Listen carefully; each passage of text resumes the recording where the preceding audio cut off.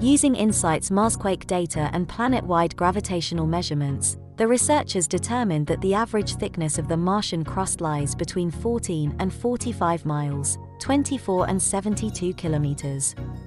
InSight will continue to study Marsquakes until the end of its extended mission in 2022, potentially doubling the number of shakeups observed.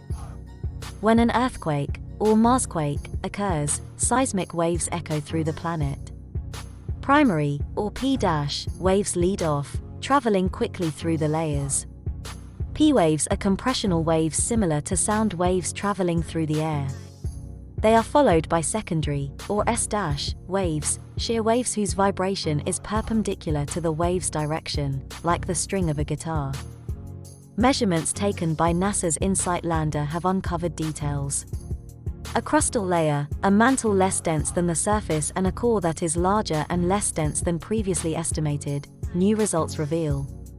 These findings will impact our understanding not only of the red planet today, but also how it and other rocky worlds formed and evolved in our solar system, scientists said. Quakes on Mars have unveiled its interior to an unprecedented degree, revealing surprising details about the red planet's crust, mantle and core. Meet 55 Cancri, a binary star system located about 41 light-years from Earth, in the direction of the constellation Cancer. The main star in that system is a main-sequence star that is slightly smaller than the Sun but much more enriched in heavy metals such as iron. Besides that high metallicity, though, it's a pretty average star. A wild variety of star systems exist in the nearby regions of the Milky Way, and astronomers are eager to know where they might find an Earth-size exoplanet that has liquid water and orbits in the habitable zone of its parent star.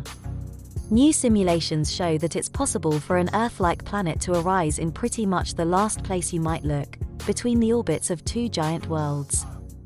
Perseverance and Ingenuity landed together on February 18 on the floor of the 28-mile-wide, 45 kilometers, Jezero, which hosted a lake and a river delta in the ancient past.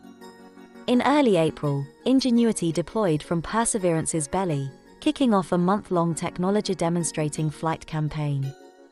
The Martian flight tally of NASA's Ingenuity helicopter will soon hit double digits. The 4-pound chopper's 10th red planet flight could happen as early as Saturday. Raised Ridges is a collection of rock features inside Mars' Jezero crater from which Ingenuity's robotic partner, NASA's Perseverance rover, may end up collecting some samples for future return to Earth. In more space news, today back in July 23, 1999, the Space Shuttle Columbia launched into orbit to deploy the Chandra X-ray Observatory. This space telescope can detect X-ray radiation emitted by things in the universe. Chandra was the most sophisticated X-ray telescope ever built. STS-93 crew member Eileen Collins also became the first woman to command the space shuttle on this flight. After reviewing the team's data and the readiness of all the parties, everybody said, "Go," for the launch today and moving out for the mission, Kathy Lueders, Associate Administrator of NASA's Human Exploration and Operations Mission Directorate, said during a call with reporters Thursday.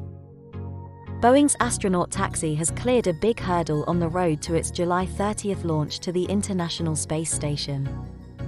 The CST-100 Starliner capsule has passed its Flight Readiness Review, FRR, for the upcoming liftoff, which will kick off the Uncrewed Orbital Flight Test 2, OFT-2, mission to the station, NASA and Boeing representatives announced Thursday, July 22.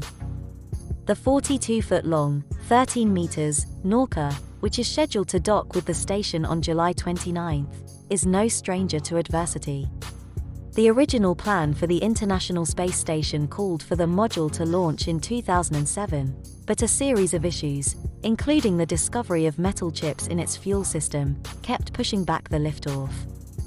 It's been tough to gauge the nature and severity of Nauka's plight, because Roscosmos hasn't revealed many details to date.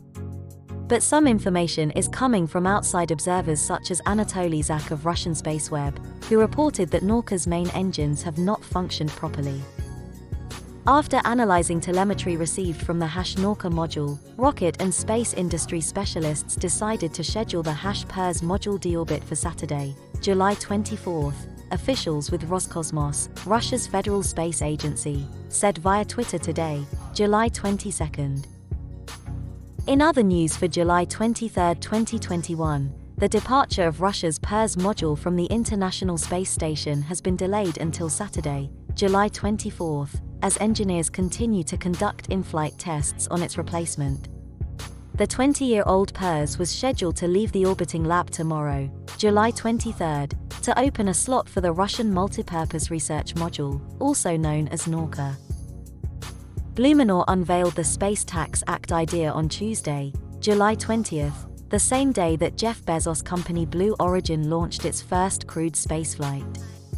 On that mission, Blue Origin's New Shepard vehicle carried Bezos, his brother Mark, aviation pioneer Wally Funk and Dutch physics student Oliver Daymen to suborbital space and back. "I'm not opposed to this type of space innovation," added Blumenauer, a senior member of the House of Representatives Ways and Means Committee. However, things that are done purely for tourism or entertainment, and that don't have a scientific purpose, should in turn support the public good. Space exploration isn't a tax-free holiday for the wealthy. Just as normal Americans pay taxes when they buy airline tickets, billionaires who fly into space to produce nothing of scientific value should do the same, and then some, Blumenauer said in a statement issued by his office.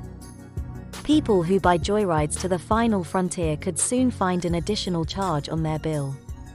U.S. Representative Earl Blumenauer, D. Oregon, plans to introduce legislation called the Securing Protections Against Carbon Emissions, Space, Tax Act, which would impose new excise taxes on space tourism trips.